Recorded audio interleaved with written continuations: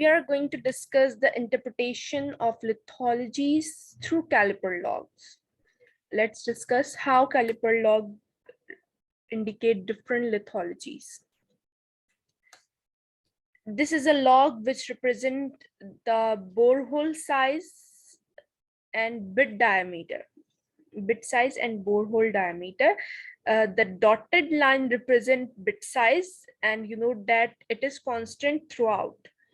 While the solid dashed line represent borehole diameter, which is variable in different areas and different lithologies.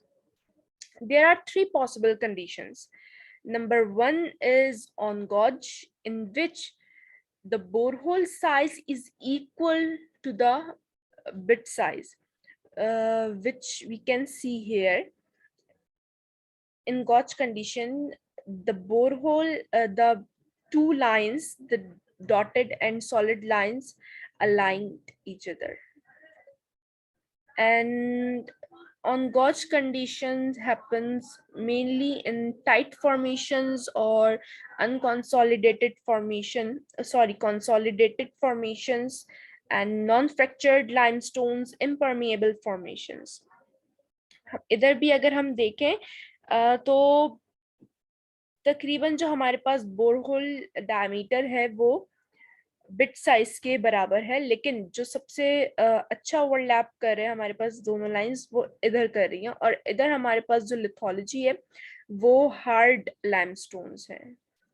इसके अलावा जो हमारे पास second condition है, उसमें हमारे पास जो बिट साइज है, जो बोरहोल साइज है, वो ज्यादा हो जाता है, वो ग्रेटर होता है बिट साइज के, जो कि हमारे पास इधर ये शो हो रही है।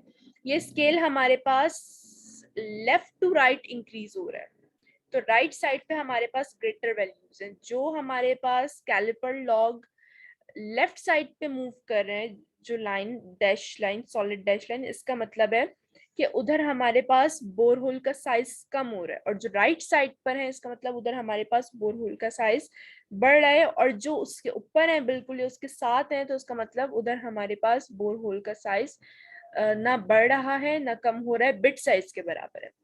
तो सेकंड कंडीशन हमारे पास ये थी कि हमारा जो बोरहोल साइज है वो बिट साइज से बड़ा होगा, और ये कंडीशन हमें इधर नजर आ रही है और थोड़ी बहुत इधर नजर आ रही है।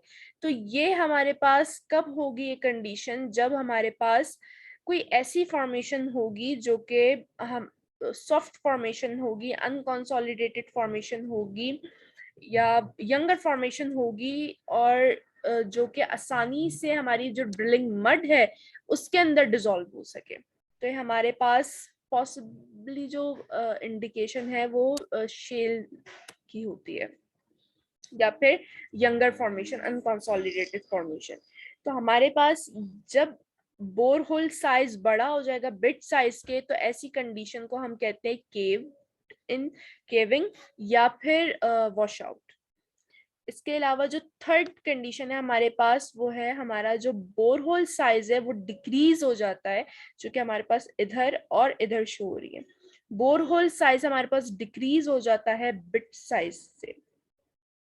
तो ये हमारे पास किस कंडीशन में होगा? ये हमारे पास तब होगा जब हमारे पास मड केक फॉर्म हो जाए। तो ये बात हम जानते हैं कि मड केक्स जो हैं हमारे पास वो गुड इंडिकेटर्स हैं पोटेंशियल रिजर्वॉयर्स के। तो ये हमारे पास गुड पोरोसिटी एंड परमेबिलिटी को रिप्रेजेंट करते हैं।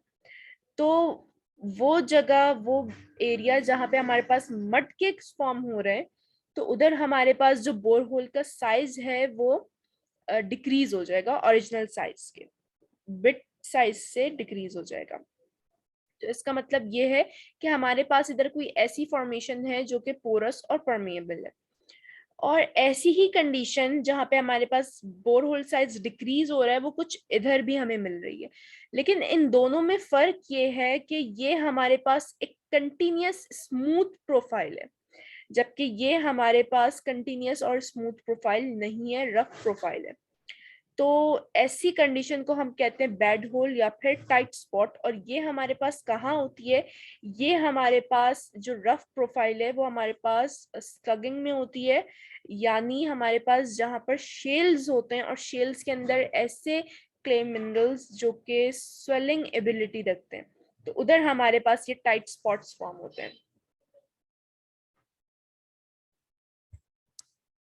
कंक्लूजन देख लेते हैं हम एक दफा कि हमारे पास बोरहोल डायमीटर जो है वो, उनमें 3 कंडीशंस हो सकती हैं।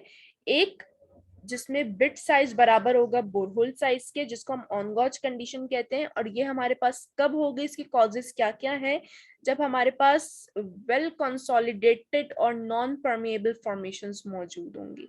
और इसकी पॉसिबल लिथोलॉजीज हमारे पास मैसिव सैंडस्टोन्स हैं, कैलकेरियस शेल्स हैं, इग्नियस और मेटामॉर्फिक्स हार्ड रॉक्स हैं, और हमारे पास नॉन फ्रैक्चर्ड लाइमस्टोन्स भी इसमें आ सकते हैं। सेकेंड कंडीशन हमारे पास ये है कि हमारा जो बिट साइज है वो बोरहोल साइज से बड़ा होगा।